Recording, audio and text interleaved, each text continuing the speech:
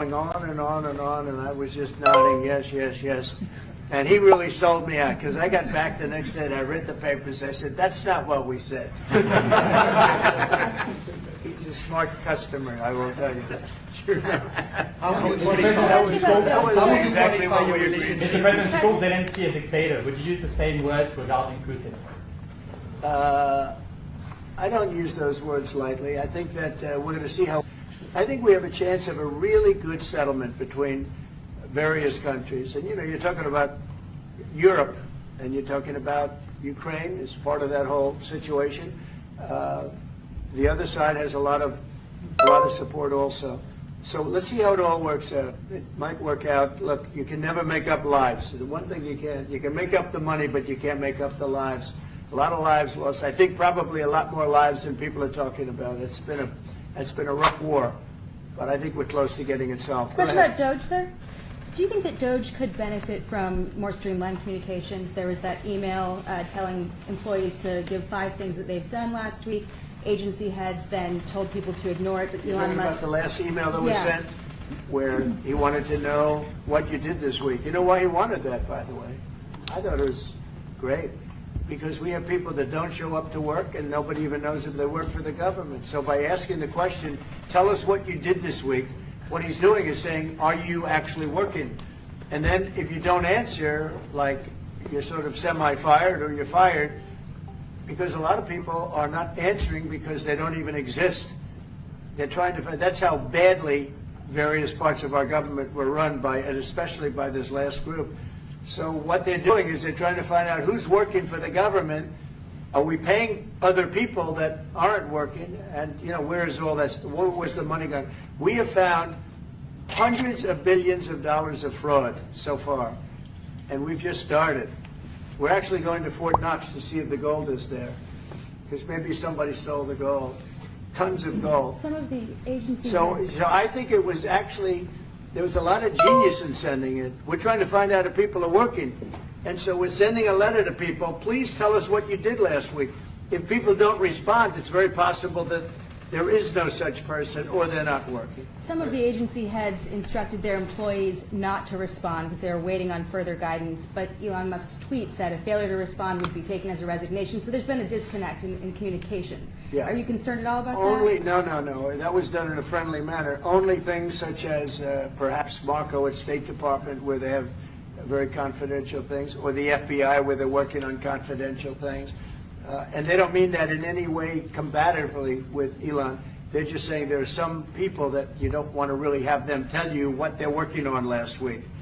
But other than that, I think everyone thought it was a pretty ingenious idea. We have to find out where these people are. Who are they? And we said, if you don't respond, we assume you're not around. And that holds, that stands. And you're not getting paid anymore, too. So, you know, we're doing a real job. And we just had a poll come out, I guess the Harvard poll, saying that it's massively popular what we're doing. So. Mr. President, do you still believe in NATO, in the alliance between Europe and America in NATO? Are you going NATO to is in June? very much involved in this. When I first got elected at the very beginning, first term, I got hundreds of billions of dollars put into NATO. NATO had no money because they hadn't paid for years. And I said, look, if you don't pay, we're not going to be a part of NATO. We're not going to protect. We're not going to do what we're supposed to do. And we took in hundreds of billions of dollars into NATO. No, NATO is a good thing if it's done properly and if it's used properly. Mr. President, in these days you speak a lot about the tariff in Canada, in Mexico, and in Europe. I want to know what is your idea about Italy, if you want to make the same thing. What? Can you talk up a little louder? In these days... No, louder. Can you talk a little louder? You have a beautiful voice, but you're not... In these days you speak... Where are you from? Italy. From Italy? Oh, I love Italy. Go ahead. I want to know if you have the same idea with Italy about tariff. Well, look, I love Italy, and Italy is a very important nation. We have a wonderful woman as your leader, and she was on the conversation today, one that we had, the G7. And no, I think Italy is doing very well. I think Italy's got very strong leadership with Georgia. Monsieur le Président, qu'est-ce que vous répondez au président Trump qui a dit que les Français et les Britanniques n'avaient pas... Any other questions over here? Yes, ma'am. Can you clarify what you meant in your truth today on the major economic development transactions between the U.S. and Russia? In more detail? With respect to what, Russia? In solving a peace deal, you said there will be major economic development transactions which will take place between the United States and Russia. Yeah, we're trying to do some economic development deals. They have a lot of things that we want, and we'll see. I mean, I don't know if that will come to fruition, but we'd love to be able to do that if we could. You know, they have massive rare earth. It's a very large, it's actually the largest in terms of land. It's by far the largest country. And they have very valuable things that we could use, and we have things that they could use, and it would be very good if we could do that. I think it would be a very good thing for world peace and lasting peace.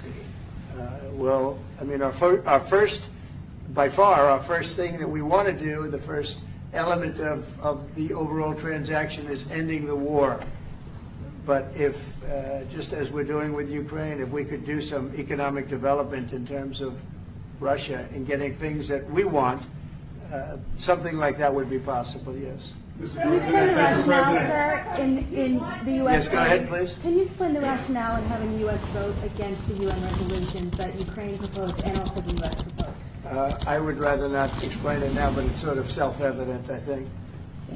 Mr. President, first talked about increasing the tariffs on products from the European Union. Is that still something you want to do today? Well, it's not increasing, it's reciprocal. So whatever they charge us, we're charging them. So it's not a question of increasing. If they charge us 20%, we charge them 20%. If they charge us 30 or 40%, then we do that too. So that would be on European Union, but that really would be with respect to everything. It's reciprocity. So reciprocal. Whatever they charge us, we charge them. Nobody has a problem. Even you, I see you don't have a problem anymore, right? Mr. President, are you thinking of going to Moscow soon, maybe in May for the 9th of May for the I anniversary? mean, not soon, but I would be certainly, if this all gets settled out, which I think it will, sure, I would go there. On the 9th of And May? you'd come here too. On the 9th of May for on the Red Square? I don't know the 9th of May, no, I don't, I think that's pretty soon. But no, at the appropriate time, I would go to Moscow. Monsieur le Président, est-ce que l'envoi de troupes françaises I ou think the européennes war est can end envisagé en Ukraine? soon. How soon? Within weeks, Weeks? yeah. I What think so, price for right? Ukraine? Don't you think so? I'd like to have you, I think we could end it within weeks, if we're smart. If we're not smart, it'll keep going and we'll keep losing young, beautiful people that shouldn't be dying. And we don't want that. And remember what I said, this could escalate into a third world war. And we don't want that either. Mr. President, your envoy Steve Witkoff suggested a temporary ceasefire in the conflict, but the Russian government has denied that out of hand. Do you worry that they're not dealing in good faith? No, I think they, at some point, will agree to that. I think they probably wanted to. And I think once you have a ceasefire, it's going to end, because they're not going from a ceasefire back to war. I think people have had their full. I'm just glad I was able to help, because there was no communication with Russia until I came along. Biden didn't communicate. He couldn't communicate with his own child. So Biden didn't communicate. He couldn't. It was terrible. He hadn't spoken to Putin in 3 years.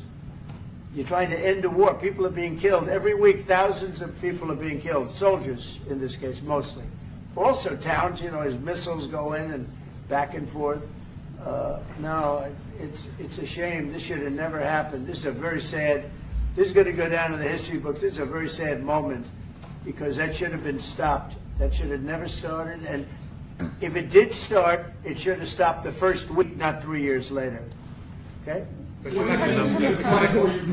vais répondre sur Lomi, because juste, je pense que plusieurs questions de vous et de votre collègue qui ont été posées en français et qui rejoignent les questions posées par les collègues américains. D'abord, cette discussion est utile et construire la paix est une nécessité. La deuxième chose, c'est qu'il y a aujourd'hui une capacité de dissuasion qui est restaurée et que c'est ce que veut dire le président Trump quand il n'y aura plus de problème.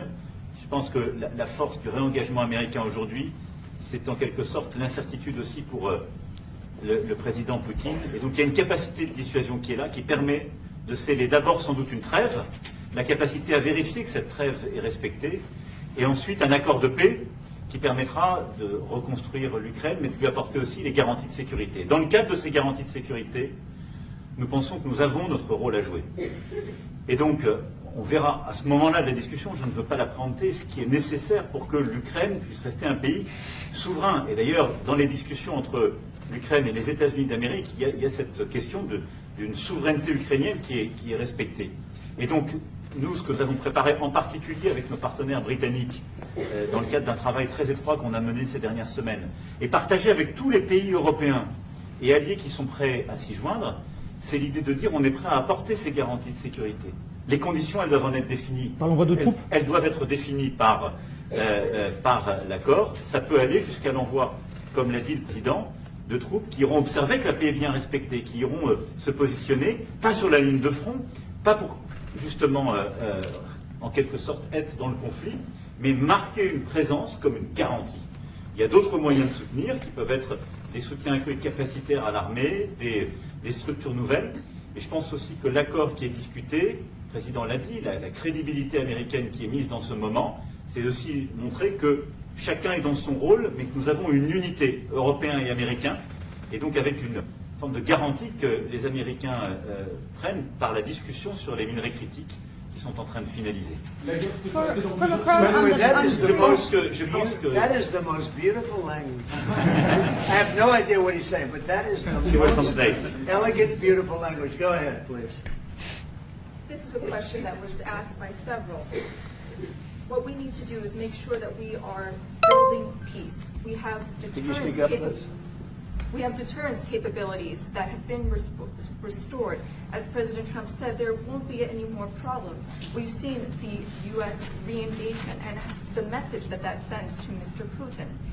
We have deterrence, which will allow a truce to take place, verification of that truce, and then a peace agreement can be put in place so that we can start rebuilding Ukraine with security guarantees. And we have a role to play in that. Again, I'm not preempting any discussions, but we've spoken about Ukraine's sovereignty, and that has been a subject of discussion between the U.S. and Ukraine. We have also been working closely with our British partners this week. We've shared this information with other European countries, and we are ready and willing to provide those security guarantees, which could perhaps include troops, but they would be there to maintain peace. They would not be along the front lines. They would not be part of any conflict. They would be there to ensure that the peace is respected. Our assistance may include other capacity building, perhaps for the military. We see U.S. credibility here. We each have our role to play, but it will be done in a united fashion. Mr. President, that Ukraine should give up a part of its territory? Well, we're going to see. It's a negotiation that's just starting, and they've been fighting, and there's been a lot of land that's been taken. So we'll have to see how that works out. That's part of the negotiation. I will say there was great unity in that room today. We were via Skype or whatever, but it was great, tremendous unity today in that room with the other countries. Ukraine wants I was very impressed by it. territories back. Can they take it back? What they lost in the past years? That's not an easy thing to do, is it? Right? It's not an easy, just asking whether or not you can take back the land that they lost. And I say that, yeah, perhaps some of it, yeah, I hope so. But that's not an easy thing to do. Macron on the frozen It's Russian going to be something we're talking about. Will you Mr. convince Macron, Vladimir on the Putin front- to accept the European troops as peacekeeper, would you think? Yeah, he will accept that. He will accept I've it? asked him that question. You talked to him? I've asked him that question. Is Said France yes? going to lift the block on the Because 300 he's billion? not, look, if we do this deal, he's not looking for more war. He doesn't mind. But I've specifically asked him that question. He has no problem with it. Is France going to lift the block on the 300 billion in frozen Russian assets in Belgium? France has opposed unfreezing it to pay Ukraine and compensate the U.S. for its support. Is France going to lift its opposition to that? this is, we speak about frozen assets. We already used them to back precisely the loans negotiated at the G7. And it's part of the sanctions, so it will depend on the follow-up of the discussions. But clearly we respect international law. It's just frozen assets now.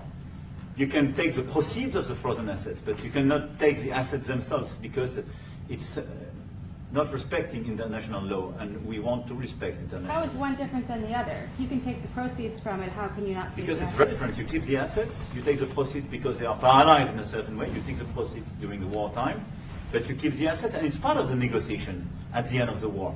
Because, I mean, this war costed all of us a lot of money. And this is the responsibility of Russia, because the aggressor is Russia. Should the U.S. be compensated? So at the end of the day, this frozen asset should be part of the negotiation. All in all. Will France support the U.S. being compensated? I support the idea to have Ukraine first being compensated, because they are the ones to have lose a lot of their fellow citizens and being destroyed by these attacks. Second, all of those who paid for could be compensated, but not by Ukraine, by Russia, because they were the one to aggress. Again, just so you understand, Europe is loaning the money to Ukraine. They get their money back. No, in fact, to be frank, we paid 60% of the total efforts, and it was through, like the US, loans, guarantee, grants, and we provided real money. To be clear, we have 230 billion frozen assets in Europe, Russian assets, but this is not as a collateral of a loan, because this is not our belonging. So they are frozen. If at the end of the day, in the negotiation we will have with Russia, they're ready to give it to us, super. It will be loan at the end of the day, and Russia would have paid for that. If you This is my believe wish. that, it's okay with me. Mr. President, But they get their money back, and we don't, and now we do. But, you know, that's We will only fight fair. positive. Mr. President, do you think Russia should be the one that pays everybody back? Are they the aggressors? Well, we're negotiating everything, and everything's on the table, and we'll see if we can get some land back, and we'll see about a lot of different things. And we're going to be making a little speech and say a few words in a little while. We're going to have another meeting, a luncheon meeting, and we'll see you in about 2 hours. Okay? Thank you very much, everybody. Thank you.